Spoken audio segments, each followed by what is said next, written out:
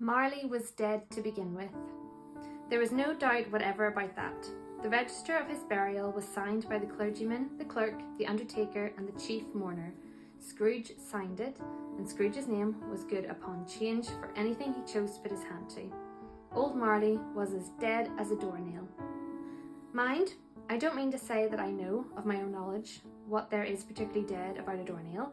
I might have been inclined myself to regard a coffin nail as the deadest piece of ironmongery in the trade, but the wisdom of our ancestors is in the simile, and my unhallowed hands shall not disturb it, or the country's done for.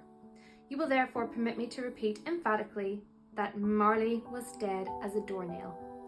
Scrooge knew he was dead? Of course he did. How could it be otherwise? Scrooge and he were partners for I don't know how many years.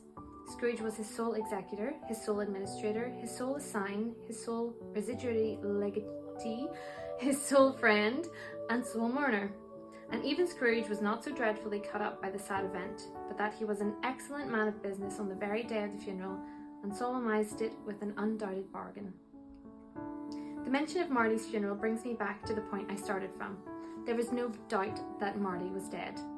This must be distinctly understood, or nothing wonderful could come of the story I am going to relate. If we were not perfectly convinced that Hamlet's father died before the play began, there would be nothing more remarkable in his taking a stroll at night in an easterly wind upon his own ramparts than there would be in any other middle-aged gentleman rashly turning out after dark in a breezy spot, say St. Paul's churchyard, for instance, literally to astonish his son's weak mind. Scrooge never painted out old Marley's name. There it stood, years afterwards, above the Waterhouse door. Scrooge and Marley. The firm was known as Scrooge and Marley. Sometimes people knew the business called Scrooge, and sometimes Marley, but he answered to both names. It was all the same to him.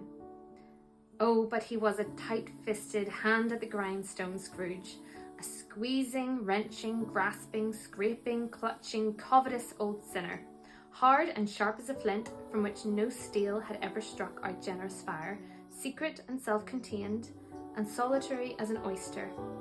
The cold within him froze his old features, nipped his pointed nose, shriveled his cheek, stiffened his gait, made his eyes red, his thin lips blue, and spoke out shrewdly in his grating voice. A frosty rime was on his head, and on his eyebrows, and his wiry chin. He carried his own low temperature always about with him. He iced his office in the dog days, and didn't thaw 1 degree at Christmas. External heat and cold had little influence on Scrooge.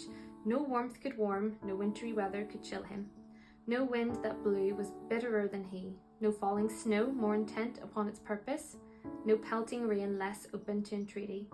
Foul weather didn't know where to have him. The heaviest rain and snow and hail and sleet could boast of the advantage over him in only one respect. They often came down handsomely, and Scrooge never did.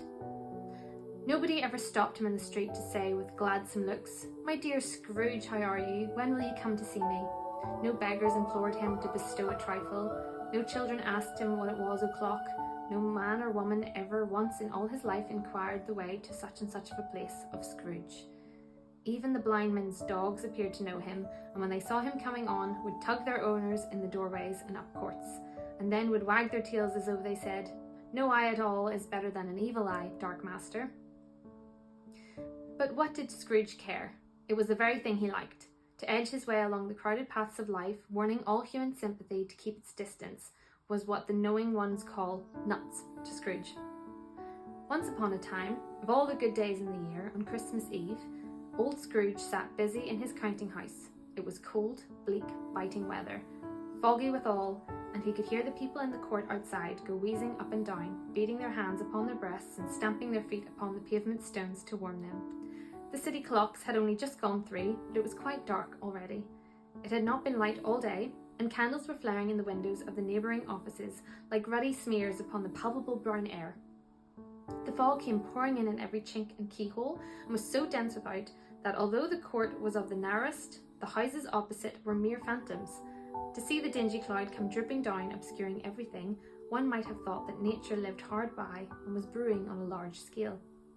The door of Scrooge's counting house was open that he might keep his eye upon his clerk, who in a dismal little cell beyond, a sort of tank, was copying letters. Scrooge had a very small fire, but the clerk's fire was so very much smaller that it looked like one coal. But he couldn't replenish it, for Scrooge kept the coal box in his own room, and so surely as the clerk came in with his shovel, the master predicted that it would be necessary for them to part. Wherefore the clerk put on his white comforter and tried to warm himself at the candle, in which effort, not being a man of strong imagination, he failed. "A Merry Christmas, Uncle! God save you!" cried a cheerful voice. It was the voice of Scrooge's nephew. He came upon him so quickly that this was the first intimation he had of his approach. "Bah," said Scrooge, "humbug." He had so heated himself with rapid walking in the fog and frost, this nephew of Scrooge's, that he was all in a glow. His face was ruddy and handsome, his eyes sparkled, and his breath smoked again. "Christmas a humbug, Uncle?" said Scrooge's nephew. "You don't mean that, I am sure." "I do," said Scrooge. "Merry Christmas! What right have you to be merry? What reason have you to be merry? You're poor enough." "Come then," returned the nephew gaily, "what right have you to be dismal? What reason have you to be morose? You're rich enough."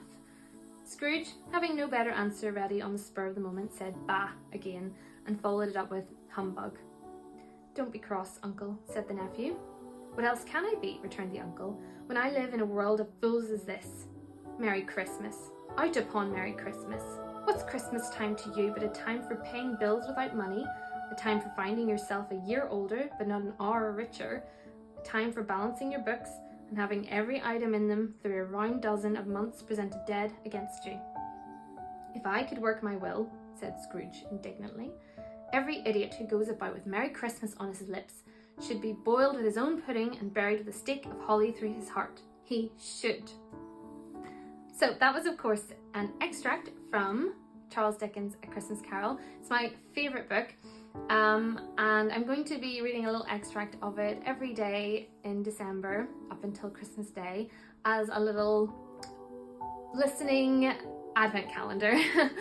I've been doing the past couple of years advent calendars where I play music every day, and I thought I would do something a little different this year. So I was going to read this book anyway, and I thought, well, why not read it here and share it with you as well for anyone who would also like to follow along with the story.